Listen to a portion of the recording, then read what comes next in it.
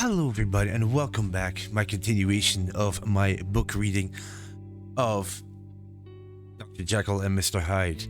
And I was at chapter 6, The Face at the Window. One Sunday, soon afterwards, Miss Allison was walking with his friend Enfield when they happened to pass through the narrow side street again. Enfield pointed to the mysterious door.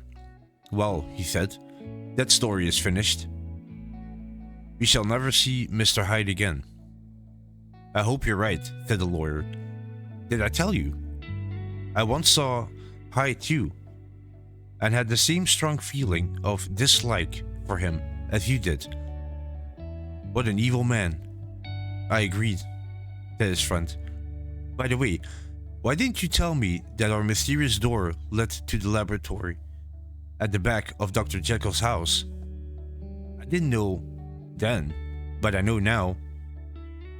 "Well, now that you know, let's go into the courtyard and look up at his window. I must tell you, I am worried about poor Jekyll." Perhaps the sight of a friendly face will do him good. Overhead, the evening sky was brighter, but the courtyard was cool and dark. At an open window at the study above the laboratory, Dr. Jekyll sat, like a prisoner, staring at the world outside. "I hope you are better, Jekyll," the lawyer called up to him. The doctor shook his head sadly. "I am not well, Addison," he said. "I shall not be here much longer, thank God. You spend too much time indoors. You ought to get out into the fresh air, like Enfield and me. By the way, this is my cousin, Mr. Enfield.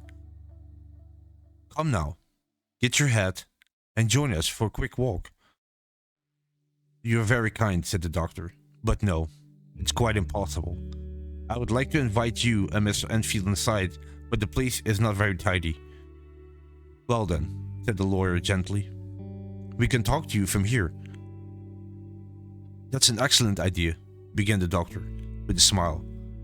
But suddenly the smile left his face and was replaced with an expression of hopelessness, fear, and horror. The two men below saw it, but only for a second, as the window was shut with a bang. The two men looked at each other, then turned and left the courtyard without a word. In silence, they crossed the narrow side street. They did not speak until they came out into a busy, noisy street. Then Mr. Addison at last turned and looked at his companion. His face was as pale as his own. The expression on Dr. Jekyll's face had upset them both deeply. "God help him," whispered Mr. Addison. "God help the poor man." But Mr. Enfield only nodded his head very seriously and walked on without a word. And that was the end of chapter 6. Hope you guys enjoyed it. Next chapter, chapter 7, will be called The Last Night. See you in the next one. Take care. Bye-bye.